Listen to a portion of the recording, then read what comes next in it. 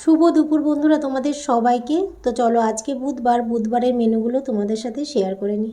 প্রথমে জল নিলাম, তারপরে গরম গরম ভাত নিলাম, আর ভাতের বাটিটা থালার মধ্যে নিলাম, ওতে তরকারি নেবো।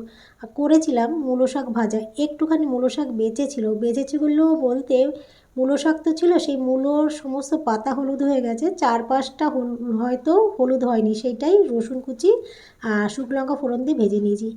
আর করেছিলাম পালং শাক। তো পালং শাকটা মূলো, বেগুন, শিম, আলু দিয়ে পালং শাক করেছিলাম, শেষে ধনেপাতা ছড়িয়ে দিয়েছিলাম। আর মেনুতে ছিল আজকে রুই মাছ, পেঁয়াজকলি, আলু, কাঁচা টমেটো, পাকা টমেটো দিয়ে রুই মাছটা করেছিলাম। আর কড়াইতে দেখতে পেরেছো চালতার আচার বানিয়েছি, এখনও কিন্তু হয়নি, আর একটু টানবে। তো যেইটুক হয়েছে, সিদ্ধ হয়ে গিয়েছে, তো খাওয়ার মতন হয়েছে, তো শেষ পাতে খাবো বলে একটু চালতার আচার নিলাম, আর ভাজা মশলা আমি ছড়িয়ে দিলাম। তো রেসিপিটা আমি তোমাদের সাথে পরে শেয়ার করবো।